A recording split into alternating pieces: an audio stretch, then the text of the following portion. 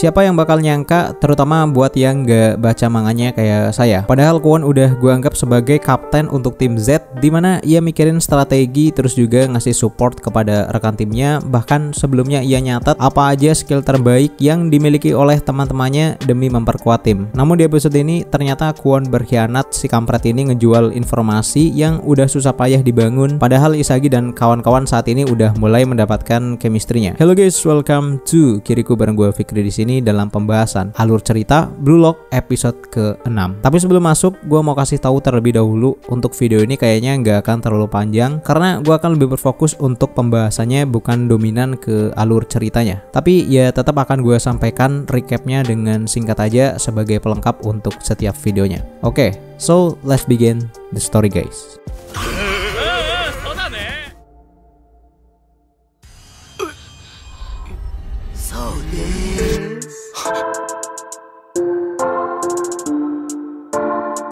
Kemenangan tim Z atas tim Y kemarin membuat posisi mereka secara poin sama dengan lawan berikutnya, yaitu tim W. Namun yang jadi masalah adalah tim W ini berhasil mengalahkan tim X yang sebelumnya pernah mengalahkan tim Isagi dengan skor 4-1. Jadi mereka kayak sedikit khawatir strategi apa yang harus digunakan agar bisa menang, padahal lawan tim X aja bisa dibilang udah susah banget. Kwon yang biasanya memimpin rapat, kali ini ia tumben sekali datang terlambat dengan alasan mandi terlalu lama. Nah, pas dia datang, Kwon langsung ngejelasin tuh strategi apa yang akan mereka gunakan di pertandingan lawan tim W nanti. Kalau sebelumnya mereka gantian jadi striker setiap 10 menit, kali ini strateginya adalah mengkombinasikan 3 pemain depan dan merotasinya setiap 30 menit. Saat pertandingan dimulai, sebenarnya tim W udah kelihatan cukup mencolok, terutama untuk Wanima bersaudara yang kayaknya susah banget untuk dihentikan. Tapi di sini Kwon membuat sebuah kejutan dengan mencetak gol pertama, bahkan pada akhirnya ia menciptakan hat-trick dalam waktu yang bisa dibilang cukup singkat. Apalagi lawan mereka adalah tim W yang diisi pemain dengan ranking di atas tim Z.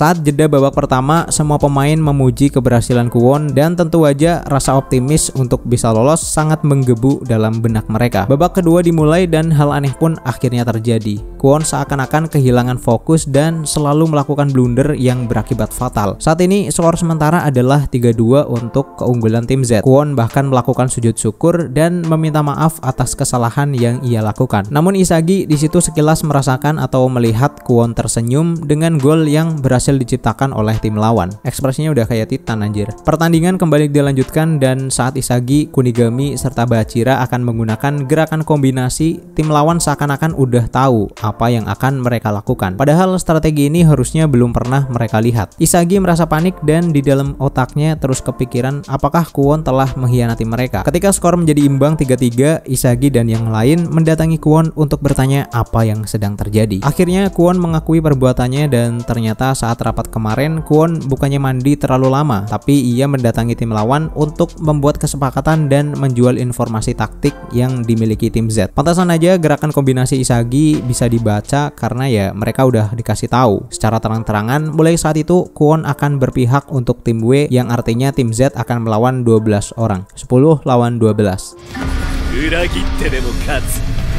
Isagi bertanya kenapa Kwon melakukan hal itu. Menurut Kwon, gampangnya tim ini terlalu lemah dan peluang untuk bisa lanjut dalam kompetisi ini sangatlah kecil. Jadinya ia mengambil keputusan untuk menyerah aja kepada tim dan fokus untuk dirinya sendiri. Kwon berpikiran seperti ini juga katanya berdasarkan penjelasan dari Jinpachi ketika seleksi dimulai, yaitu hanya 2 tim teratas yang bisa lanjut, namun top skor dari tim yang gagal juga tetap bisa lolos. Dengan 3 gol yang berhasil ia lesatkan, membuat Kwon saat ini merupakan top skor untuk tim Z dan ia bisa tetap lanjut meskipun timnya gagal. Menurut Kwon, demi kemenangan berkhianat pun gak masalah, dan di akhir video ini tim W menambah jumlah golnya serta berbalik unggul 4-3 dari tim Z.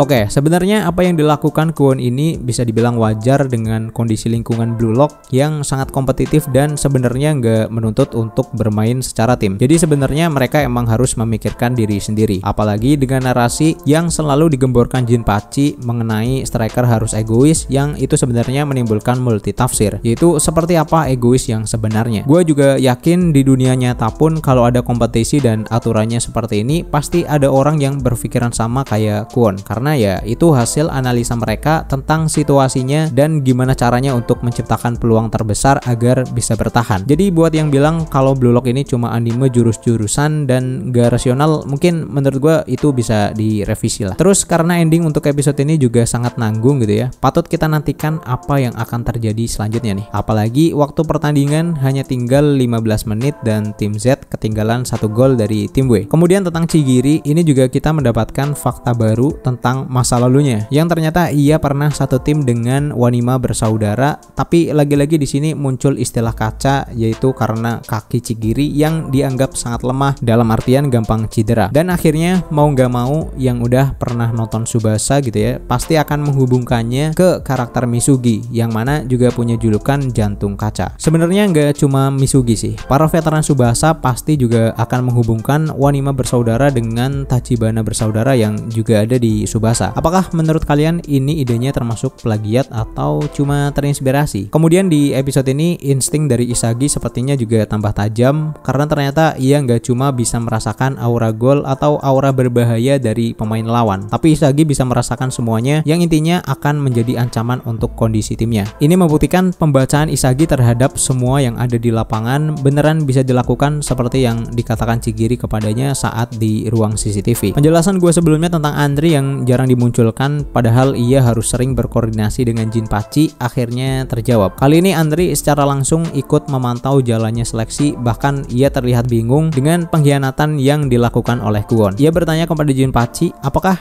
hal seperti itu diperbolehkan. Nah, ini membuktikan Andri ternyata juga belum mengetahui filosofi bermain yang sedang dibentuk oleh Jinpachi. Padahal sebagai penanggung jawab sebelum merekrut Jinpachi dalam proyek Blue Lock, harusnya Andri ini mendapatkan informasi yang lengkap lah, kan jadi nggak miss kayak gini. Tapi gue tetap penasaran apa yang akan dikatakan Jinpachi mengenai kejadian itu, karena permainan tetap dilanjutkan dan seperti nggak ada yang perlu dikhawatirkan.